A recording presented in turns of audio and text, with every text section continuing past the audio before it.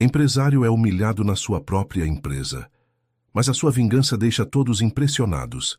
Roberto Silva sentia o sangue ferver nas veias enquanto ouvia as palavras que jamais imaginou escutar dentro de sua própria empresa. O homem à sua frente, com um sorriso cruel no rosto, acabara de anunciar mudanças que destruiriam tudo pelo que ele lutara durante 30 anos. Foi quando o jovem diretor financeiro estendeu a mão em direção ao botão vermelho da mesa de reuniões, aquele mesmo botão que Roberto instalara anos atrás como medida de emergência para evacuar o prédio.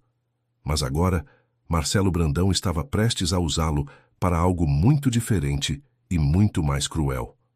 "Não se atreva", gritou Roberto, tentando alcançar o botão antes dele. "Já é tarde demais, velho", respondeu Marcelo com desprezo. "Este botão vai ativar o sistema que enviará a notificação de demissão para todos os funcionários que trabalham aqui há mais de 15 anos, incluindo você." O dedo de Marcelo pairou sobre o botão por alguns segundos que pareceram uma eternidade. Roberto conseguia ouvir sua própria respiração acelerada ecoando pela sala de reuniões vazia. As paredes de vidro que antes representavam transparência e confiança agora pareciam uma vitrine onde sua humilhação seria exposta para todos verem. "Você não pode fazer isso", sussurrou Roberto, ainda tentando processar o que estava acontecendo. "Posso sim. E sabe por quê?" Marcelo riu enquanto pressionava o botão. "Porque seu querido irmãozinho me deu essa autoridade." O som do alarme ecoou pelo prédio, mas não era um alarme de emergência.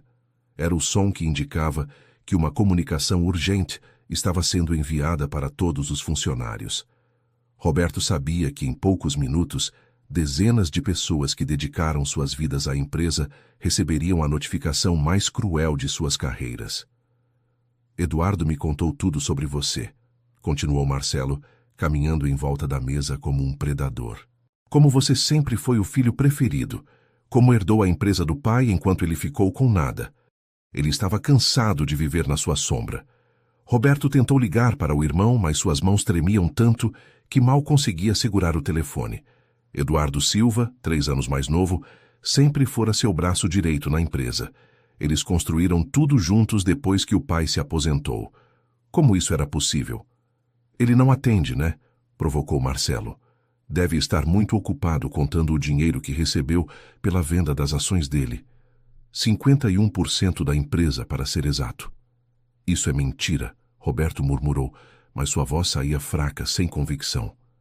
"Quer ver os documentos?" Marcelo abriu uma pasta sobre a mesa e espalhou vários papéis. "Tudo legal, tudo registrado. Seu irmão vendeu a parte dele para o grupo empresarial que represento. E adivinha quem eles escolheram para ser o novo diretor executivo?"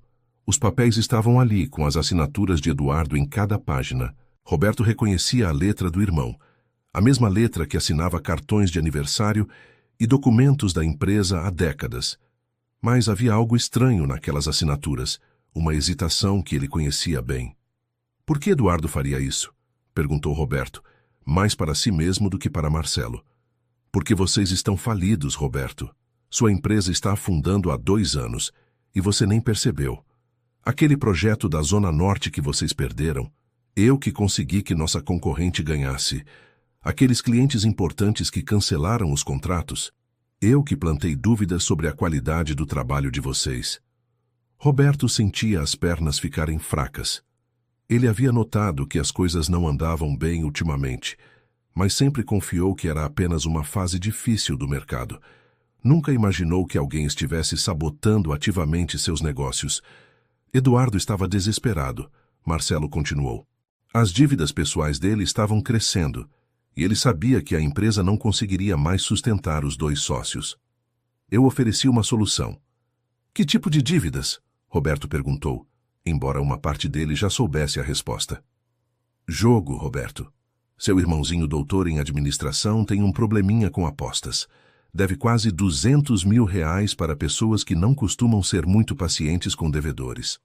Querido ouvinte, se você está gostando da história, aproveite para deixar o like e principalmente se inscrever no canal. Isso ajuda muito a gente que está começando, agora continuando." O mundo de Roberto desabou naquele momento. Eduardo sempre fora o irmão responsável, o que cuidava das finanças, o que tomava decisões ponderadas.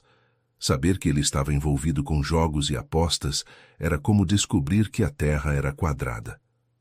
Você está mentindo, Roberto disse, mas sua voz soava desesperada. Quer ligar para ele agora? Marcelo ofereceu seu próprio telefone. Tenho certeza de que ele vai confirmar tudo. Aliás, ele deve estar me esperando no escritório dele agora mesmo para assinar os últimos documentos. Roberto pegou o telefone com mãos trêmulas e discou o número que sabia de cor. O telefone tocou várias vezes antes de Eduardo atender, e quando ele falou, sua voz soava cansada e derrotada. Alô? Eduardo, sou eu. O que está acontecendo? Preciso que venha até minha sala agora. Houve um silêncio longo do outro lado da linha. Roberto podia ouvir a respiração pesada do irmão, como se ele estivesse lutando para encontrar as palavras certas. Roberto, eu não consigo ir aí agora. Por quê? Eduardo, preciso entender o que está acontecendo com a empresa. Esse Marcelo está dizendo coisas que não fazem sentido. Faz sentido, sim, Roberto. A voz de Eduardo estava embargada. Eu vendi minha parte da empresa. Precisava do dinheiro. Roberto teve que se apoiar na mesa para não cair. Ouvir aquilo da boca do próprio irmão era 1000 vezes pior do que escutar de Marcelo. Mas por quê? Somos sócios há 20 anos, Eduardo. Podíamos ter conversado, encontrado uma solução juntos. Você não entende. Eduardo começou a chorar do outro lado da linha. Eu me meti em uma situação que não consigo resolver sozinho. Devo dinheiro para pessoas perigosas, Roberto. Se eu não pagasse até hoje, eles iam fazer mal para a Carla e as crianças. Carla era a esposa de Eduardo, uma mulher doce que Roberto considerava como uma irmã. As crianças eram seus sobrinhos, Gustavo, de 16 anos, e Marina, de 12. A ideia de alguém ameaçando eles fez Roberto sentir uma raiva que nunca havia experimentado antes. Quanto você deve, Eduardo? 180 mil reais. A voz dele saiu como um sussurro. Comecei apostando pequeno, só para relaxar do estresse do trabalho. Mas aí comecei a perder e tentei recuperar apostando mais. Quando percebi, já estava nesse buraco.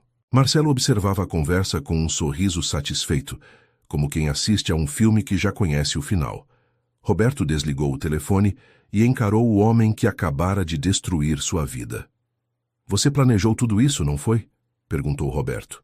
Claro que sim, levei 2 anos estudando sua empresa, conhecendo suas fraquezas, identificando quem poderia ser útil para meus planos. Eduardo foi fácil de manipular. Um homem desesperado faz qualquer coisa. E agora? O que acontece comigo? Agora você vai sair pela porta da frente, na frente de todos os funcionários, carregando suas coisas pessoais numa caixa de papelão. Vai sentir na pele o que significa perder tudo o que construiu na vida. Roberto olhou ao redor da sala que havia sido sua por tantos anos. As fotos na parede mostravam momentos importantes da empresa. A inauguração, as premiações, as festas de fim de ano com todos os funcionários. Cada imagem representava anos de trabalho duro e dedicação. E os funcionários? O que vai acontecer com eles? Os que sobreviverem aos cortes vão trabalhar sob novas regras. Menos benefícios, mais horas, salários menores. É assim que se maximiza o lucro. Roberto pensou em Dona Conceição, a recepcionista que estava na empresa há 25 anos. Em Antônio, o segurança que conhecia todos os funcionários pelo nome e sempre perguntava sobre suas famílias. Em Juliana, a jovem estagiária que ele estava orientando para crescer na empresa. Você não vai conseguir, disse Roberto com uma determinação que surpreendeu até ele mesmo. Não vou conseguir o quê? Marcelo riu. Roberto, você não tem mais poder algum aqui. Eu controlo a empresa agora. Talvez você controle as ações, mas não controla as pessoas. E são as pessoas que fazem uma empresa funcionar de verdade. Roberto caminhou em direção à porta, mas antes de sair, virou-se para Marcelo uma última vez. Você pode ter vencido hoje, mas isso não acabou. Pode apostar que acabou, Marcelo respondeu. E já que estamos falando de apostas, seu irmão que o diga. Roberto saiu da sala com a cabeça erguida, mesmo sentindo que o mundo estava desabando ao seu redor. No corredor, encontrou vários funcionários agrupados, sussurrando entre si com expressões preocupadas. Todos haviam recebido a notificação sobre as demissões, e o clima era de velório. Seu Roberto, chamou Dona Conceição, se aproximando com os olhos vermelhos de choro. É verdade o que estão dizendo? O senhor foi demitido? Roberto não sabia como responder. Como explicar para aquela mulher, que dedicara a vida inteira à empresa, que ele havia perdido tudo por causa da traição do próprio irmão?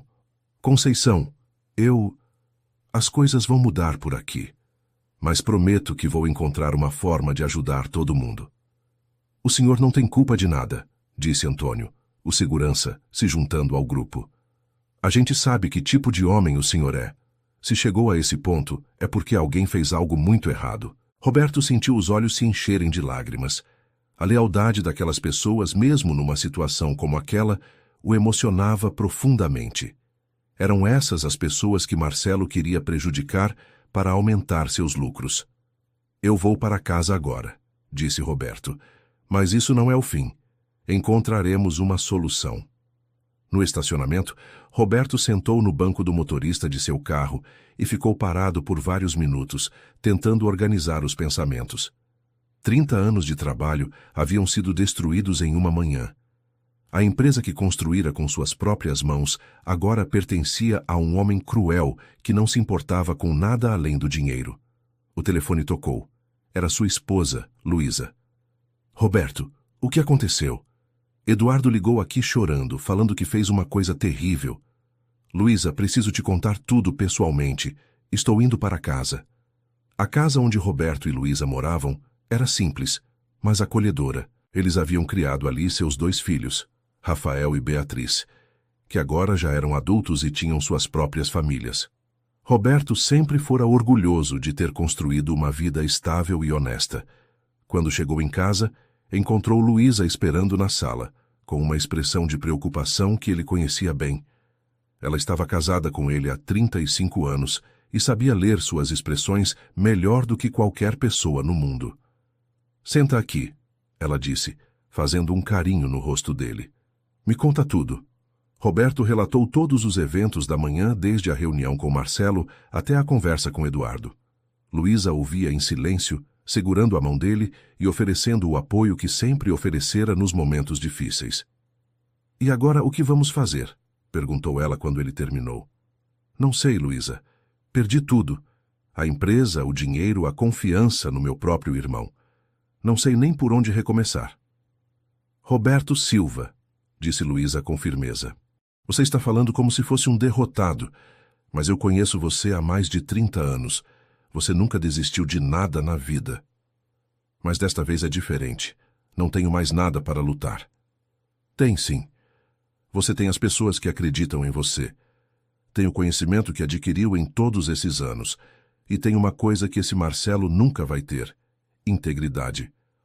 Luísa estava certa, como sempre estava nos momentos mais importantes. Roberto havia construído sua reputação baseada na honestidade e no respeito às pessoas. Esses valores não podiam ser vendidos ou roubados. O telefone da casa tocou. Era Rafael, o filho mais velho. Pai, soube do que aconteceu. Estou indo aí agora com a Beatriz. Não quero que fique sozinho numa hora dessas. Em meia hora, os 2 filhos chegaram. Rafael, de 32 anos, era engenheiro e sempre admirara a dedicação do pai à empresa. Beatriz, de 28, era advogada e tinha uma mente analítica que muitas vezes impressionava Roberto. Pai, disse Beatriz depois de ouvir toda a história. Você tem certeza de que tudo o que esse homem fez foi legal? Ele mostrou todos os documentos. As assinaturas do Eduardo estavam lá. Mas e se as assinaturas foram forçadas?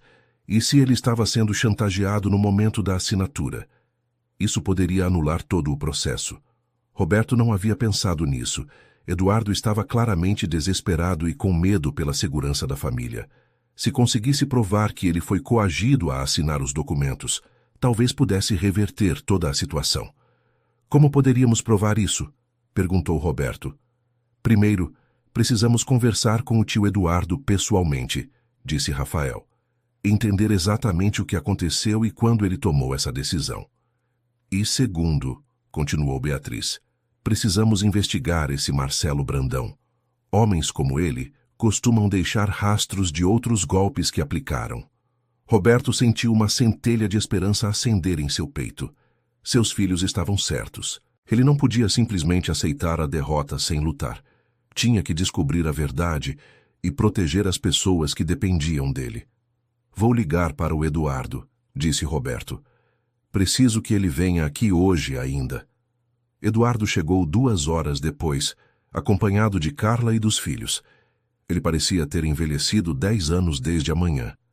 Gustavo e Marina, que normalmente eram alegres e falantes, estavam quietos e assustados.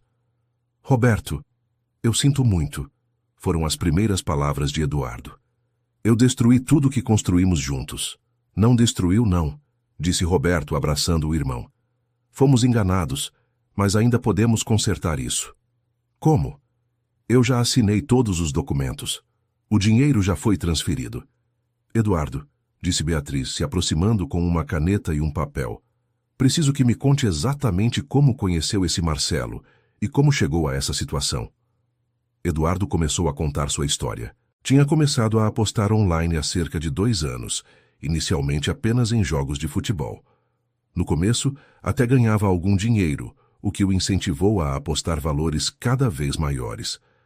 Quando comecei a perder, pensei que era só azar temporário, explicou Eduardo. Achei que se apostasse mais conseguiria recuperar o que havia perdido, mas aí virou uma bola de neve. Há 6 meses, quando a dívida já estava em R$150 mil, Eduardo recebeu a visita de 2 homens em sua casa. Eles não fizeram ameaças diretas, mas deixaram claro que conheciam a rotina de sua família e sabiam onde Gustavo e Marina estudavam. Foi nesse momento que conheci o Marcelo, continuou Eduardo. Ele apareceu como se fosse um anjo salvador, oferecendo uma solução para todos os meus problemas. Como ele soube da sua situação? Perguntou Beatriz. Ele disse que tinha contatos na casa de apostas onde eu jogava. Ofereceu pagar toda a minha dívida em troca da minha parte na empresa. E você aceitou imediatamente? Não. Eduardo balançou a cabeça. Primeiro recusei. Disse que jamais trairia meu irmão assim. Mas aí ele me mostrou fotos dos meus filhos saindo da escola, da Carla no supermercado. Disse que eu tinha até o final do mês para decidir. Roberto sentia a raiva crescer dentro dele. Marcelo não era apenas um oportunista, era um homem perigoso que usava a intimidação para conseguir o que queria. Eduardo, disse Roberto, você tem alguma prova dessas ameaças? Alguma mensagem, gravação, qualquer coisa? Ele sempre falava pessoalmente, mas Eduardo hesitou. Ele me deu um cartão com um telefone para eu ligar quando tomasse a decisão. Ainda tenho esse cartão. Beatriz pegou o cartão e examinou cuidadosamente. Era um cartão simples, apenas com um nome fictício e um número de telefone. Pai, esse tipo de comportamento é crime, disse ela. Se conseguirmos provar que houve coação, todos os documentos assinados pelo tio Eduardo podem ser anulados. Mas como vamos provar? Perguntou Carla, falando pela primeira vez desde que chegara. Primeiro vamos investigar a fundo esse Marcelo Brandão, respondeu Rafael. Tenho alguns amigos que trabalham com investigação empresarial. Se ele já fez isso antes, vamos descobrir. E segundo, acrescentou Beatriz, vamos tentar gravar uma conversa onde ele confesse o que fez. Se conseguirmos que ele admita ter usado coação, teremos nossa prova. Roberto olhou para seus filhos com orgulho. Mesmo numa situação tão difícil, eles estavam pensando de forma estratégica e não emocional. Luísa estava certa quando dizia que ele tinha as ferramentas necessárias para lutar. Tem mais uma coisa, disse Eduardo hesitante. Marcelo me disse que, além da empresa de vocês, ele estava de olho em mais 2 empresas da região. Aparentemente, ele trabalha para um grupo maior que está tentando monopolizar o mercado local. Essa informação mudava tudo. Se Marcelo estava aplicando o mesmo golpe em outras empresas, provavelmente havia outras vítimas que poderiam ajudar na luta contra ele. Quais empresas? Perguntou Roberto. A transportadora do João Carlos e a loja de materiais de construção do seu Henrique. Roberto conhecia tanto João Carlos quanto Henrique. Ambos eram empresários honestos e trabalhadores que construíram seus negócios com muito esforço. Se Marcelo estava mirando neles também, significava que seu plano era muito maior do que apenas roubar uma empresa. Vamos conversar com eles, decidiu Roberto. Se unirmos forças, teremos mais chances de expor esse golpe. Na manhã seguinte, Roberto ligou para João Carlos e Henrique, marcando uma reunião urgente. Ambos aceitaram imediatamente, pois respeitavam Roberto há muitos anos e confiavam em seu julgamento. O encontro aconteceu na casa de Roberto para evitar que Marcelo descobrisse o que estavam planejando. João Carlos chegou primeiro, um homem de 60 anos com cabelos brancos e mãos calejadas, de uma vida inteira de trabalho duro. Roberto, soube do que aconteceu na sua empresa, disse João Carlos. Que situação mais estranha, né? João, por acaso você conhece um homem chamado Marcelo Brandão? Conheço, sim. João fez uma careta de desgosto. Esse homem apareceu na minha empresa faz umas 3 semanas, oferecendo uma proposta de sociedade. Disse que podia ajudar a expandir meus negócios. E você aceitou? Claro que não. Aquele homem tem algo de errado. Os olhos dele são frios demais, sabe? Quando alguém me oferece dinheiro fácil assim, do nada, eu sempre desconfio. Henrique chegou pouco depois, um homem de 55 anos, com uma barriga proeminente e um sorriso sempre presente no rosto. Mas hoje ele parecia preocupado. Henrique, cumprimentou Roberto. Obrigado por vir. Roberto, preciso te contar uma coisa, disse Henrique sem esperar pelos cumprimentos. Esse tal de Marcelo Brandão apareceu na minha loja ontem. Disse que soube que eu estava com dificuldades financeiras e ofereceu ajuda. E você está com dificuldades? Perguntou Roberto. Estou sim, Henrique suspirou. Meu filho mais novo, o Lucas, se envolveu numa batida de carro mês passado. O menino está bem, graças a Deus, mas vai precisar de várias cirurgias. O plano de saúde não cobre tudo, e eu já gastei quase todas as reservas da loja. Roberto trocou olhares com João Carlos. O padrão estava se repetindo. Marcelo identificava empresários em situações vulneráveis e oferecia soluções que pareciam boas demais para ser verdade. Henrique, disse Roberto, esse homem ofereceu que tipo de ajuda exatamente? Ele disse que podia comprar uma parte da minha loja por um valor bem acima do mercado. Em troca, eu continuaria administrando tudo, mas ele seria sócio majoritário. E você já assinou alguma coisa? Ainda não. Ele disse que eu tinha uma semana para decidir. Mas confesso que estou tentado, Roberto. Preciso muito desse dinheiro para o Lucas. Roberto contou para os 2 amigos toda a história do que havia acontecido com sua empresa e com Eduardo. Henrique ficou pálido ao perceber que quase havia caído no mesmo golpe. Então esse homem é um vigarista profissional, disse João Carlos. Precisamos fazer alguma coisa para impedi-lo. Já estamos fazendo, respondeu Roberto. Meus filhos estão investigando o passado dele e procurando evidências de outros golpes.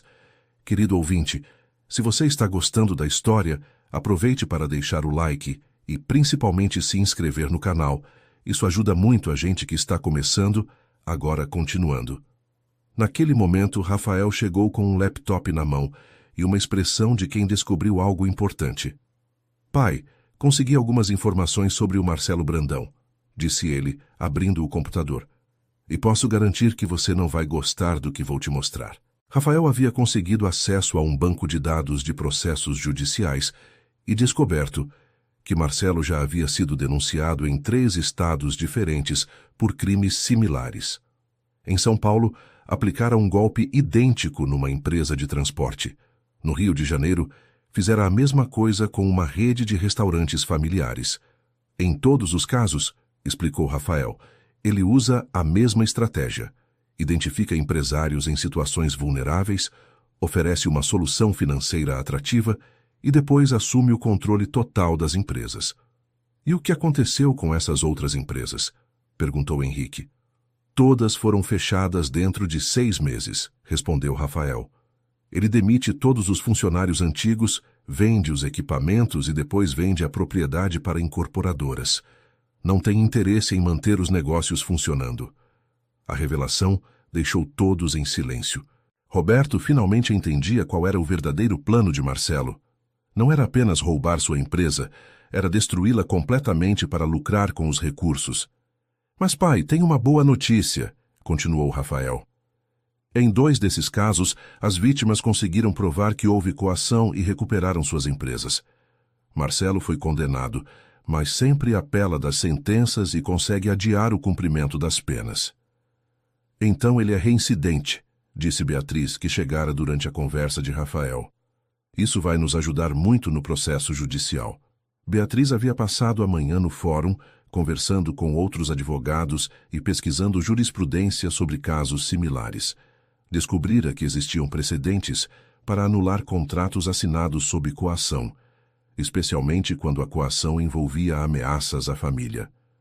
Tio Eduardo, disse ela, se dirigindo ao irmão de Roberto, você estaria disposto a prestar depoimento formal sobre as ameaças que recebeu? Claro, respondeu Eduardo sem hesitar. Já entendi que fui usado por esse homem. Vou fazer tudo o que for necessário para consertar o que fiz. Ótimo, vou preparar uma petição para entrar com uma ação de anulação de contrato. Mas antes disso, precisamos reunir o máximo de evidências possível. Roberto sentia que a esperança estava voltando. Com seus filhos trabalhando na investigação, com o apoio dos amigos empresários e com Eduardo disposto a contar a verdade, talvez fosse possível derrotar Marcelo. Tem mais uma coisa, disse João Carlos. Conheço o delegado responsável por crimes empresariais na região. Ele é um homem honesto e vai nos ajudar se tivermos evidências sólidas. Roberto conhecia o delegado Antônio Ferreira de reputação. Era um homem íntegro, que não se deixava influenciar por dinheiro ou pressão política. Se conseguissem convencê-lo de que Marcelo era um criminoso, teriam um aliado poderoso. Vamos preparar um dossiê completo, decidiu Roberto. Todas as evidências, todos os depoimentos, todas as informações que conseguimos sobre os outros golpes dele. E enquanto isso, acrescentou Beatriz, vou tentar conseguir uma medida liminar para impedir que ele faça mudanças drásticas na empresa até o julgamento do caso. Henrique, que havia permanecido quieto durante a conversa, levantou a mão como uma criança na escola. Posso sugerir uma coisa? Perguntou ele. E se eu fingir que vou aceitar a proposta dele? Assim podemos tentar gravar ele fazendo as mesmas ameaças que fez para Eduardo. A ideia de Henrique era arriscada, mas inteligente. Se conseguissem gravar Marcelo admitindo suas táticas de coação, teriam uma prova irrefutável de seus crimes. É perigoso, disse Roberto. Não quero que você se exponha por minha causa. Roberto, não é só por sua causa, respondeu Henrique. É por todos nós. Se não pararmos esse homem agora, quantas outras famílias ele vai destruir? Decidiram que Henrique ligaria para Marcelo ainda naquele dia, marcando uma reunião para aceitar a proposta. Rafael conseguiria um equipamento de gravação profissional e Beatriz orientaria Henrique sobre que perguntas fazer para que Marcelo revelasse suas verdadeiras intenções. Na tarde seguinte, a reunião aconteceu na loja de Henrique. Roberto e Rafael estavam escondidos no estoque, ouvindo tudo através de um equipamento de comunicação. Beatriz ficou no carro, pronta para chamar a polícia se algo desse errado. Marcelo chegou pontualmente, vestindo um terno caro e carregando uma pasta de couro. Ele cumprimentou Henrique com um sorriso falso e se sentou na mesa do escritório como se fosse o dono do lugar. Então, Henrique, tomou a decisão certa? Perguntou Marcelo. Acho que sim, respondeu Henrique nervoso, mas seguindo o roteiro que haviam ensaiado. Mas ainda tenho algumas dúvidas sobre os detalhes do contrato. Que tipo de dúvidas? Bem, quero entender melhor o que acontece se eu mudar de ideia depois. Posso cancelar o acordo? Marcelo riu, mas não era um riso amigável. Henrique, quando você assinar esses papéis, não haverá volta. Espero que entenda isso claramente. E se eu não assinar? Henrique forçou uma hesitação na voz. Minha situação financeira vai continuar complicada. Sua situação financeira é o menor dos seus problemas, disse Marcelo, e Roberto pode ouvir que o tom de voz dele havia mudado completamente. Você tem um filho que precisa de cirurgias caras, não é? Lucas, 17 anos, estuda no Colégio Santo Antônio? Henrique engoliu seco. Era exatamente o tipo de informação que Marcelo não deveria ter, a menos que estivesse investigando a família. Como você sabe disso? Henrique, eu sei tudo sobre você. Sei onde sua esposa trabalha, sei que horário seus filhos saem da escola, sei que você leva seu neto para o parque todo domingo de manhã. Informação é poder. Roberto sentiu os punhos se fecharem. Marcelo estava fazendo exatamente as mesmas ameaças veladas que havia feito a Eduardo. Você está me ameaçando? Perguntou Henrique, seguindo o roteiro. Não estou ameaçando ninguém. Marcelo riu novamente. Estou apenas deixando claro que quando faço um negócio, espero que a outra parte cumpra sua palavra. Acidentes acontecem todo dia, Henrique. Carros batem, pessoas se machucam. Seria uma pena se algo assim acontecesse com sua família, não acha? Era exatamente o que precisavam. Marcelo havia confessado claramente que usava intimidação e ameaças para forçar seus parceiros a assinar os contratos. A gravação seria evidência suficiente para uma condenação. Entendo, disse Henrique. Onde eu assino? Aqui, aqui e aqui. Marcelo apontou para 3 lugares diferentes no contrato. E aqui você reconhece firma da sua assinatura. Henrique fez um movimento como se fosse assinar, mas então parou a caneta no ar. Sabe de uma coisa, Marcelo? Mudei de ideia. Como assim? Não vou assinar nada. E sabe por quê? Porque você acabou de me ameaçar e isso foi gravado. Marcelo ficou lívido. Ele olhou ao redor do escritório, procurando câmeras ou microfones, mas Rafael havia escondido o equipamento muito bem. Você não pode provar nada, disse Marcelo, mas sua voz trêmula mostrava que ele estava nervoso. Posso sim. Roberto saiu do estoque, seguido por Rafael. Gravamos toda a conversa, Marcelo. Todas as suas ameaças, todas as suas confissões. Marcelo tentou pegar os papéis e sair correndo, mas João Carlos apareceu na porta da loja, bloqueando a saída. Ao mesmo tempo, Beatriz entrou com o delegado Antônio Ferreira e 2 policiais. Marcelo Brandão, disse o delegado, você está preso por extorsão, ameaça e estelionato. Enquanto Marcelo era algemado, ele gritava que tudo era um mal-entendido, que ele era apenas um empresário tentando fazer negócios legítimos. Mas as evidências eram incontestáveis. A gravação, os documentos dos outros golpes, os depoimentos de Eduardo e das outras vítimas. Roberto, disse o delegado, vou precisar de todos vocês na delegacia para prestar depoimento. Mas posso adiantar que com essas evidências, esse homem não vai sair da cadeia tão cedo. No caminho para a delegacia, Roberto recebeu uma ligação de Dona Conceição. Seu Roberto, não sei o que o senhor fez, mas aquele homem terrível que estava mandando na empresa foi preso. Todos os funcionários estão comemorando aqui. A notícia da prisão de Marcelo havia se espalhado rapidamente. Os funcionários da empresa estavam reunidos no hall de entrada, discutindo o que havia acontecido e especulando sobre o futuro da empresa. Na delegacia, o delegado Ferreira explicou que com a prisão de Marcelo e as evidências de coação, todos os contratos assinados por Eduardo seriam automaticamente anulados. Roberto recuperaria o controle total de sua empresa. Mas tem uma coisa que vocês precisam saber, disse o delegado. Marcelo não trabalhava sozinho. Ele fazia parte de um grupo maior que aplica esses golpes em várias regiões do país. Vamos precisar da colaboração de vocês para investigar os outros membros. Roberto, Eduardo, João Carlos e Henrique aceitaram imediatamente ajudar na investigação. Sabiam que outros empresários estavam sendo vítimas do mesmo tipo de golpe e era responsabilidade deles ajudar a impedir isso. Na semana seguinte, quando Roberto voltou à empresa, foi recebido com aplausos de todos os funcionários. Dona Conceição chorava de alegria e Antônio, o segurança, apertou sua mão com força, dizendo que sempre soube que ele encontraria uma forma de resolver tudo. Pessoal, disse Roberto reunindo todos no hall principal, quero pedir desculpas por tudo que vocês passaram nesta semana. E quero garantir que mudanças como essas nunca mais vão acontecer sem a participação de todos vocês. Roberto havia aprendido uma lição importante com toda aquela situação. Ele sempre fora um bom patrão, mas percebeu que podia ser ainda melhor.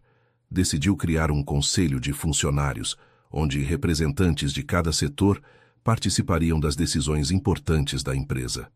A partir de hoje, anunciou Roberto, vocês não vão apenas trabalhar para esta empresa. Vocês vão ser sócios dela. Vou distribuir 15% das ações entre todos os funcionários, proporcionalmente ao tempo de casa de cada um. O anúncio foi recebido com espanto e emoção. Nunca nenhum deles havia imaginado que poderiam ser donos de parte da empresa onde trabalhavam. Eduardo, que havia passado os últimos dias se sentindo culpado e deprimido, encontrou um novo propósito. Decidiu usar sua experiência para ajudar outros empresários que pudessem estar sendo vítimas de golpes similares. Roberto, disse Eduardo, quero criar um projeto para orientar pequenos empresários sobre como identificar e evitar esse tipo de fraude. É uma ótima ideia, respondeu Roberto. Podemos usar parte dos lucros da empresa para financiar esse projeto. A ideia evoluiu rapidamente. Eduardo, com o apoio de Beatriz e Rafael, criou uma organização sem fins lucrativos que oferecia consultoria gratuita para empresários em situações vulneráveis. João Carlos e Henrique se juntaram ao projeto, trazendo suas experiências e contatos.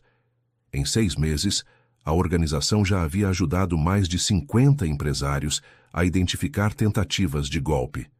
Marcelo e seus parceiros foram condenados a longas penas de prisão, e suas vítimas conseguiram recuperar suas empresas. Mas a verdadeira vingança de Roberto não foi ver Marcelo preso. Foi transformar uma experiência traumática em algo que beneficiasse toda a comunidade. A empresa cresceu mais do que nunca. Os funcionários estavam mais motivados. E a região toda ficou mais protegida contra golpistas. 1 ano depois da prisão de Marcelo, Roberto estava em seu escritório quando recebeu uma visita inesperada. Era um jovem empresário de uma cidade vizinha, que havia ouvido falar do projeto de Eduardo. Senhor Roberto, disse o jovem, meu nome é Carlos, tenho uma pequena fábrica de móveis. Um homem apareceu lá oferecendo sociedade, e alguma coisa me disse que não era confiável. Vim aqui pedir ajuda. Roberto sorriu. Era exatamente esse tipo de situação que eles esperavam prevenir com o projeto. Carlos, você tomou a decisão certa procurando ajuda. Vamos analisar essa proposta juntos e ver se é legítima ou se é outro golpe. Depois de examinar os documentos que Carlos trouxe, Eduardo imediatamente identificou várias características típicas dos golpes que Marcelo aplicava. O homem que havia procurado Carlos usava um nome falso e oferecia condições boas demais para ser verdade. Carlos, disse Eduardo, esse homem que procurou você é muito provavelmente um golpista. Vamos orientar você sobre como proceder e vamos avisar a polícia. Mais uma tentativa de golpe foi impedida antes que causasse danos. Carlos voltou para sua cidade com orientações claras sobre como proteger sua empresa e com a garantia de que podia contar com o apoio do grupo sempre que precisasse. Querido ouvinte, se você está gostando da história, aproveite para deixar o like e principalmente se inscrever no canal. Isso ajuda muito a gente que está começando, agora continuando. A história da superação de Roberto começou a ser conhecida em outras regiões. Jornais locais publicaram matérias sobre o projeto de prevenção a golpes, e outras cidades começaram a pedir ajuda para criar iniciativas similares. Roberto, disse Luísa uma noite enquanto jantavam em casa, você percebe o impacto que sua história está tendo? Quantas pessoas você está ajudando indiretamente? Roberto pensou sobre a pergunta da esposa. Quando Marcelo o humilhou naquela sala de reuniões, ele se sentiu completamente destruído. Nunca imaginou que aquela experiência terrível pudesse se transformar em algo tão positivo. Sabe, Luísa, respondeu Roberto, acho que às vezes precisamos passar por situações difíceis para descobrir nossa verdadeira força. Se Marcelo não tivesse tentado me destruir, eu nunca teria descoberto que podia ajudar tantas pessoas. E o Eduardo? Como ele está lidando com tudo isso? Eduardo havia mudado completamente desde o episódio com Marcelo. A culpa inicial havia se transformado em determinação para reparar o mal que havia causado. Ele parou completamente de apostar e começou a frequentar reuniões de apoio para viciados em jogos. Ele está bem melhor, disse Roberto. Acho que descobrir que era vítima de um criminoso e não apenas um homem com problemas de jogo, o ajudou muito. Eduardo também havia se tornado o principal palestrante do projeto, contando sua história para outros empresários e alertando sobre os perigos dos vícios que podem tornar alguém vulnerável a golpistas. A parte mais importante, Eduardo sempre dizia em suas palestras, é entender que quando você está em uma situação desesperadora, sua capacidade de tomar decisões fica comprometida. É exatamente isso que os golpistas procuram. No segundo aniversário da prisão de Marcelo, Roberto organizou uma festa na empresa para comemorar não apenas a superação da crise, mas todos os resultados positivos que vieram dela. Todos os funcionários estavam presentes, junto com suas famílias, e vários empresários que haviam sido ajudados pelo projeto também compareceram. Amigos, disse Roberto fazendo um brinde. Há 2 anos, um homem tentou destruir nossa empresa e nossa família. Ele pensou que nos deixaria humilhados e derrotados. Mas ele não contava com uma coisa: a força que vem da união e da solidariedade. Os aplausos ecoaram pelo salão. Dona Conceição, agora com 68 anos e oficialmente aposentada, mas ainda frequentando a empresa como consultora voluntária, limpou os olhos com um lenço. Seu Roberto, disse ela, se aproximando dele após o brinde. O senhor transformou a coisa mais ruim que nos aconteceu na coisa mais bonita que já vi. O senhor ensinou todos nós que vingança de verdade não é destruir quem nos machuca, é construir algo melhor do que existia antes. Roberto abraçou a velha funcionária, sentindo um orgulho que não tinha nada a ver com dinheiro ou sucesso empresarial. Era o orgulho de ter feito a coisa certa, de ter usado sua experiência para ajudar outras pessoas. Durante a festa, Roberto recebeu uma ligação inesperada. Era o delegado Ferreira. Roberto, ligo para dar uma notícia. Marcelo Brandão acabou de ser condenado em definitivo a 12 anos de prisão. E mais, as investigações que vocês ajudaram a fazer resultaram na prisão de outros 15 criminosos da mesma organização. A notícia foi recebida com mais aplausos. 15 criminosos a menos nas ruas significava dezenas de empresários que não seriam vítimas dos mesmos golpes. Delegado, disse Roberto, isso só foi possível porque decidimos lutar em vez de aceitar a derrota. E porque contamos com a ajuda de pessoas boas como o senhor. Após a festa, Roberto ficou sozinho em seu escritório por alguns minutos, refletindo sobre tudo o que havia acontecido. A sala estava exatamente como era antes de Marcelo aparecer, mas ele sabia que nada era igual. Ele próprio havia mudado, a empresa havia mudado, e dezenas de outras pessoas haviam sido impactadas positivamente. O telefone tocou. Era Rafael, ligando de sua própria empresa de consultoria, que ele havia aberto depois de se inspirar no projeto do pai. Pai, acabei de receber uma ligação de um empresário de Minas Gerais. Ele ouviu falar do nosso projeto e quer implementar algo similar lá. Acho que nossa ideia está se espalhando pelo país todo. Roberto sorriu. A semente plantada pela tragédia estava germinando muito além do que ele havia imaginado. Rafael, isso é maravilhoso. Quantas pessoas vocês acham que já conseguimos ajudar direta ou indiretamente? Pai, pelos meus cálculos, já passamos de 500 pessoas. E o número cresce toda semana. 500 famílias que não foram destruídas por golpistas. 500 histórias que terminaram bem em vez de terminarem em tragédia. Roberto não conseguia pensar em vingança melhor do que essa. Naquela noite, quando chegou em casa, Roberto encontrou Luísa na cozinha preparando o jantar. Ela olhou para ele e sorriu. Como foi a festa? Foi perfeita, respondeu Roberto, abraçando a esposa. Sabe, Luísa, hoje entendi uma coisa importante. Marcelo pensou que estava me destruindo, mas na verdade ele me deu o maior presente da minha vida. Que presente? Ele me mostrou que eu era mais forte do que imaginava e me deu a oportunidade de descobrir que ajudar outras pessoas é muito mais gratificante do que apenas ganhar dinheiro. Luísa beijou o marido na testa, como fazia há mais de 30 anos. Roberto Silva, você sempre foi um homem bom. A diferença é que agora você sabe disso. Na semana seguinte, Roberto estava em seu escritório quando Eduardo entrou com uma expressão entusiasmada. Roberto, tenho uma ideia. E se transformássemos nosso projeto em uma fundação oficial, podíamos conseguir patrocínios, contratar mais pessoas e expandir para todo o país. Eduardo, é uma ideia fantástica, mas vai dar muito trabalho. Eu sei, mas pensa só. Quantas famílias podemos salvar se fizermos isso direito? Quantos empresários podemos proteger? Roberto olhou para o irmão e viu ali a mesma paixão que os havia motivado quando construíram a empresa juntos. Eduardo havia encontrado sua redenção ajudando outras pessoas a evitar os erros que ele cometeu. Vamos fazer isso, decidiu Roberto. Mas com uma condição. Você vai ser o diretor-presidente da fundação. Eu? Mas Roberto, depois de tudo que fiz... Exatamente por causa de tudo que você passou, interrompeu Roberto.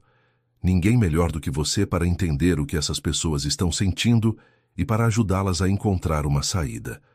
A Fundação de Proteção ao Empresário foi oficialmente criada 6 meses depois. Em 2 anos, já tinha escritórios em 8 estados e havia impedido mais de 2.000 tentativas de golpe. Roberto continuou dirigindo sua empresa, mas agora dedicava parte do tempo à fundação. Ele descobriu que sua verdadeira vocação talvez não fosse apenas ser empresário, mas ser alguém que protegia outros empresários. Em uma tarde de sexta-feira, 3 anos após a prisão de Marcelo, Roberto estava organizando suas coisas para ir embora, quando Dona Conceição apareceu na porta do escritório. Seu Roberto, posso falar com o senhor? Claro, Conceição. Sente aqui. Seu Roberto, eu estava pensando... O senhor se lembra daquele dia terrível quando aquele homem mau pressionou o botão e mandou todo mundo embora? Lembro sim. Como esquecer? Pois é. Naquele dia eu pensei que era o fim do mundo. Mas hoje, olhando para trás, acho que foi o começo de algo muito melhor.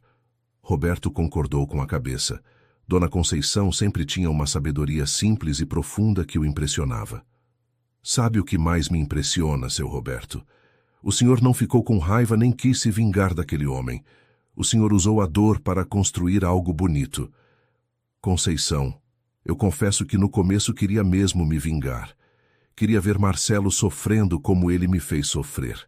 Mas depois entendi que a melhor vingança era provar que ele estava errado sobre mim. Como assim? Ele achou que eu era um empresário fraco e ultrapassado. A melhor forma de provar que ele estava errado era me tornando um empresário ainda melhor e ajudando outros a fazer o mesmo. Conceição sorriu e levantou para sair, mas antes se virou uma última vez. Seu Roberto, o senhor sabe qual é a diferença entre vingança e justiça? Não sei, Conceição. Me explica. Vingança é quando você destrói quem te machucou. Justiça é quando você constrói algo tão bonito que ninguém mais vai ser machucado da mesma forma. Roberto ficou pensando nas palavras de Conceição por muito tempo depois que ela saiu. Talvez ela tivesse resumido em 2 frases tudo o que ele havia aprendido nos últimos anos. Naquela noite, em casa, Roberto contou para Luísa a conversa com Conceição. Ela tem razão, disse Luísa. Você escolheu a justiça em vez da vingança, e olha quantas pessoas se beneficiaram dessa escolha. Às vezes me pergunto o que teria acontecido se eu tivesse escolhido o caminho da vingança, refletiu Roberto. Provavelmente você teria destruído Marcelo, mas teria se destruído no processo, respondeu Luísa. E centenas de famílias que foram salvas pelos projetos de vocês teriam sido destruídas por outros golpistas. Roberto abraçou a esposa, grato por ter ao seu lado alguém que sempre o ajudava a enxergar o lado positivo das situações. No domingo seguinte, Roberto estava no parque com seu neto, Pedrinho, filho de Rafael. O menino de 5 anos corria atrás dos pombos enquanto Roberto o observava de um banco. Vovô, disse Pedrinho se aproximando ofegante, por que você parece sempre feliz? A pergunta pegou Roberto de surpresa. Ele não havia percebido que sua felicidade era tão visível, especialmente para uma criança. Por que você acha que vovô parece feliz? Porque você sorri muito. E quando você fala da sua empresa, seus olhos ficam brilhando. Roberto riu. A inocência das crianças sempre revelava verdades que os adultos não conseguiam ver. Pedrinho, vovô é feliz porque aprendeu que quando coisas ruins acontecem com a gente, podemos escolher ficar tristes para sempre ou usar essas coisas ruins para fazer coisas boas. Como assim? Um dia um homem muito mau tentou roubar a empresa do vovô. Vovô ficou muito triste. Mas depois, vovô decidiu usar essa tristeza para ajudar outras pessoas que também estavam sendo roubadas por homens maus. Pedrinho pensou por um momento, com a seriedade que só as crianças conseguem ter. Então o homem mau acabou ajudando você a ajudar outras pessoas? Roberto ficou impressionado com a simplicidade e a profundidade da observação do neto. É exatamente isso, Pedrinho. Às vezes as pessoas más acabam nos ensinando a ser pessoas ainda melhores. No caminho de volta para casa, Roberto pensou na conversa com o neto. Uma criança de 5 anos havia conseguido resumir em uma frase tudo o que ele havia levado anos para entender. Marcelo, sem querer, havia sido o catalisador para que Roberto descobrisse sua verdadeira missão na vida. Na segunda-feira seguinte, Roberto estava em uma reunião da fundação quando recebeu uma ligação que mudaria mais uma vez o rumo de sua história. Senhor Roberto Silva, aqui é do escritório do deputado federal João Mendonça. O deputado gostaria de conversar com o senhor sobre a possibilidade de transformar o projeto da fundação em uma política pública nacional. Roberto quase deixou o telefone cair. A ideia de que seu pequeno projeto local pudesse se tornar uma política nacional era algo que nunca havia imaginado. Política pública? Perguntou Roberto. Sim, senhor. O deputado ficou sabendo do trabalho da fundação e acha que deveria existir um programa governamental para proteger pequenos empresários contra esse tipo de golpe. Ele quer conversar com o senhor sobre como implementar isso. A reunião com o deputado aconteceu uma semana depois em Brasília. Roberto, Eduardo e Beatriz viajaram juntos para apresentar o projeto da fundação e discutir como ele poderia ser adaptado para funcionar em nível nacional. O deputado João Mendonça era um homem de 60 anos, cabelos grisalhos e uma energia contagiante. Ele recebeu o trio em seu gabinete e ouviu atentamente a apresentação que haviam preparado. Senhores, disse o deputado após a apresentação, este projeto de vocês já salvou milhares de empresários. Imaginem o impacto que poderia ter se fosse implementado em todo o país. Deputado, disse Roberto, ficamos honrados com o interesse. Mas como funcionaria na prática? Criaríamos um programa dentro do Ministério do Desenvolvimento que ofereceria consultoria gratuita para empresários em situações vulneráveis. Vocês treinariam os consultores e supervisionariam a implementação. A proposta era tentadora, mas Roberto tinha uma preocupação importante. Deputado, nosso projeto funciona porque é rápido e pessoal. Como garantir que a burocracia não vai acabar com essa eficiência? É uma preocupação válida, respondeu o deputado. Por isso estou propondo que vocês mantenham autonomia total sobre a metodologia. O governo forneceria apenas os recursos e a estrutura. Depois de 3 horas de reunião, Roberto, Eduardo e Beatriz saíram do gabinete com uma proposta concreta. O governo federal criaria o Programa Nacional de Proteção ao Pequeno Empresário com base na metodologia desenvolvida pela Fundação. No avião de volta, os 3 discutiram as implicações da proposta. Pai, disse Beatriz, você percebe que isso significa que sua história de superação pode impactar milhões de pessoas? Roberto olhou pela janela do avião, vendo as cidades pequenas passando lá embaixo. Em cada uma daquelas cidades, provavelmente havia empresários honestos e trabalhadores que poderiam ser vítimas de golpistas como Marcelo. É uma responsabilidade muito grande, disse Roberto, mas também é uma oportunidade única, acrescentou Eduardo. Quantas pessoas conseguimos proteger até agora? Algumas milhares? Com um programa nacional, poderíamos proteger centenas de milhares. Roberto sabia que Eduardo estava certo. Eles haviam começado pequeno, mas o impacto de seu trabalho estava crescendo exponencialmente. Era como se cada pessoa que ajudavam multiplicasse o bem que podiam fazer. 6 meses depois, o Programa Nacional de Proteção ao Pequeno Empresário foi oficialmente lançado. Roberto foi nomeado coordenador nacional, Eduardo ficou responsável pelo treinamento dos consultores e Beatriz supervisionava os aspectos legais do programa. No dia do lançamento oficial, em uma cerimônia em Brasília, Roberto foi convidado a fazer um discurso para uma plateia de mais de 1000 pessoas, incluindo ministros, deputados, senadores e empresários de todo o país. Amigos, começou Roberto, olhando para a plateia. Há 4 anos um homem tentou destruir minha empresa e minha família. Naquele momento, eu me senti o homem mais humilhado e derrotado do mundo. A plateia estava em silêncio absoluto, prestando atenção a cada palavra. Mas hoje estou aqui não para falar sobre derrota, e sim sobre superação. Não para falar sobre vingança, e sim sobre justiça. Aquele homem que tentou me destruir acabou me ensinando a maior lição da minha vida, que nossa verdadeira força não vem do que possuímos, mas do que somos capazes de construir para ajudar outras pessoas. Os aplausos ecoaram pelo auditório. Roberto viu Luísa na primeira fila, com lágrimas nos olhos, orgulhosa do homem com quem escolheu passar a vida. O programa que lançamos hoje, continuou Roberto, nasceu da dor, mas cresceu com amor. Nasceu de uma tentativa de destruição, mas se transformou em uma ferramenta de proteção. Espero que cada empresário que for ajudado por este programa se lembre de que sua força está não apenas em seus negócios, mas em sua capacidade de superar desafios e ajudar outras pessoas a fazer o mesmo.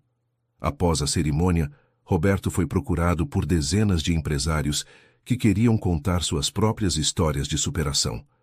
Cada história reforçava sua convicção de que havia escolhido o caminho certo.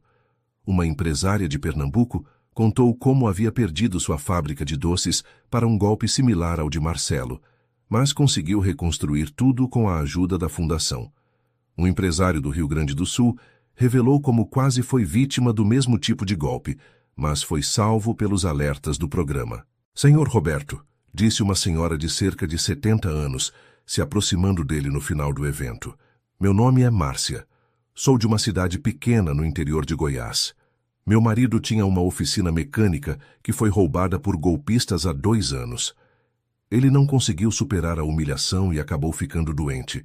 Quero agradecer pelo trabalho de vocês, porque sei que outras famílias não vão passar pelo que nós passamos. Roberto abraçou Dona Márcia, sentindo mais uma vez o peso da responsabilidade que carregava. Cada pessoa que não conseguiam salvar era uma família destruída, uma história que terminava mal. Dona Márcia, disse Roberto, prometo que vamos trabalhar dia e noite para que histórias como a do seu marido não se repitam. Naquela noite no hotel em Brasília, Roberto ligou para casa para contar para Pedrinho sobre o dia.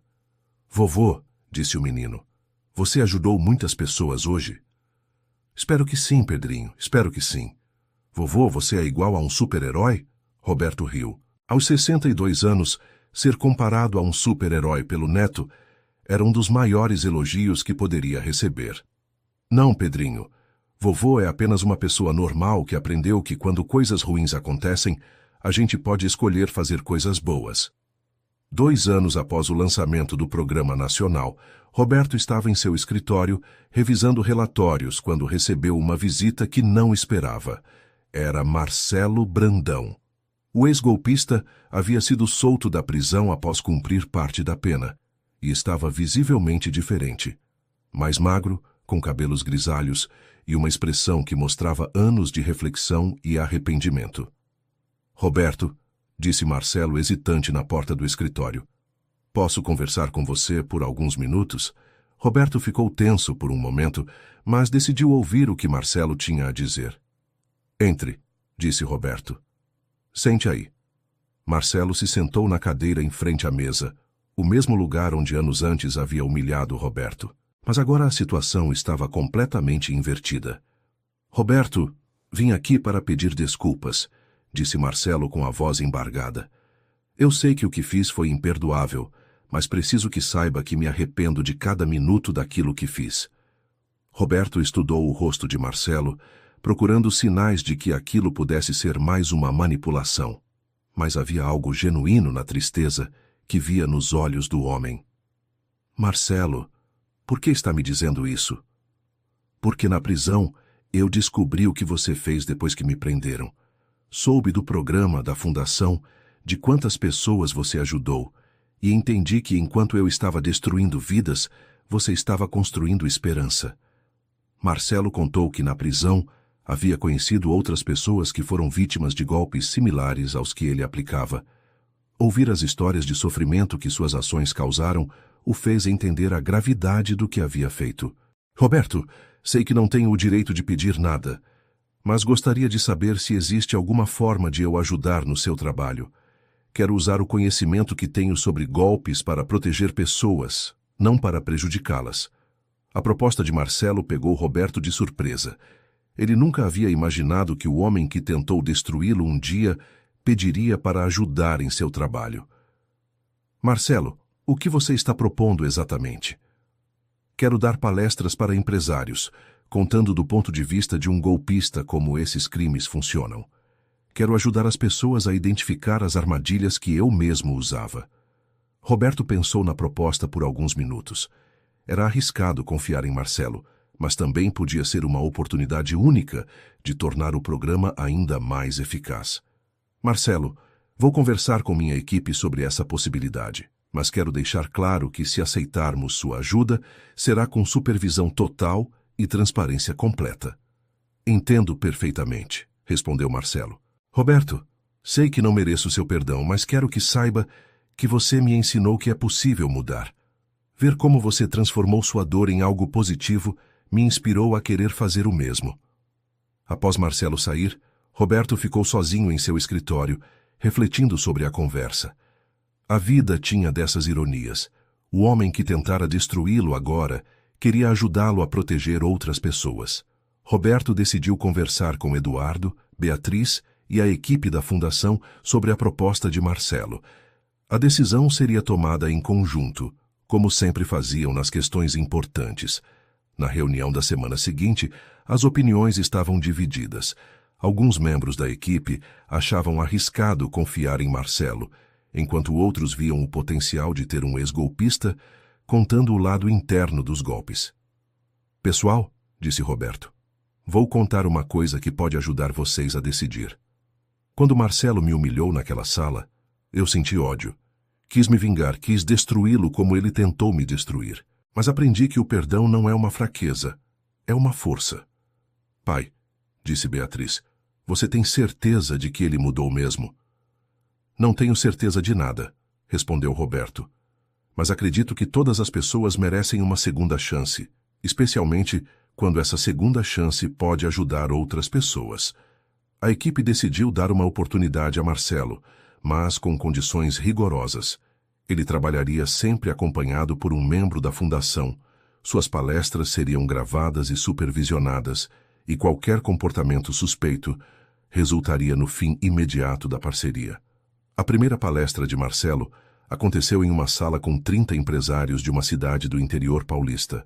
Roberto estava presente, observando cada reação do ex-golpista. Meu nome é Marcelo Brandão, começou ele.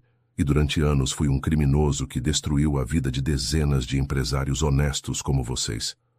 Estou aqui hoje não para me justificar, mas para ajudar vocês a não serem vítimas de pessoas como eu era. A palestra foi impactante. Marcelo descreveu em detalhes como identificava empresários vulneráveis, como criava situações de pressão e como usava informações pessoais para intimidar suas vítimas. A primeira coisa que vocês precisam entender, disse Marcelo, é que golpistas como eu estudamos nossas vítimas por meses antes de abordar. Sabemos tudo sobre suas famílias, suas dificuldades financeiras, seus pontos fracos. Um empresário na plateia levantou a mão. Como vocês conseguem essas informações? De várias formas, respondeu Marcelo. Redes sociais, funcionários descontentes, fornecedores, até mesmo conversas em bares e restaurantes. Vocês ficaram surpresos com a quantidade de informação pessoal que as pessoas compartilham sem perceber. A palestra durou 2 horas e no final vários empresários se aproximaram de Marcelo para fazer perguntas mais específicas. Roberto observou que havia algo genuíno no arrependimento de Marcelo e em sua vontade de ajudar. Nos meses seguintes, Marcelo se tornou um dos palestrantes mais requisitados do programa. Sua perspectiva única como ex-golpista dava uma dimensão realista às orientações que nenhum consultor conseguia oferecer. Roberto, disse Marcelo após uma das palestras, quero que saiba que estes têm sido os meses mais gratificantes da minha vida. Pela primeira vez, estou usando meu conhecimento para proteger pessoas em vez de prejudicá-las. Roberto havia aprendido a confiar em Marcelo, mas mantinha sempre a cautela que a experiência o ensinara. Marcelo, estou feliz que tenha encontrado uma forma de se redimir, mas quero que entenda que a confiança é algo que se constrói todos os dias. Entendo perfeitamente, respondeu Marcelo, e sei que tenho uma dívida com a sociedade que vai levar anos para quitar. Fim da história. E você, o que achou desta história de superação? Conseguiu sentir a emoção de ver Roberto transformar sua maior humilhação na sua maior vitória? Conte nos comentários qual parte mais te impressionou e se conhece alguma história similar. Deixe seu like para apoiar nosso canal e se inscreva para não perder outras histórias emocionantes como esta.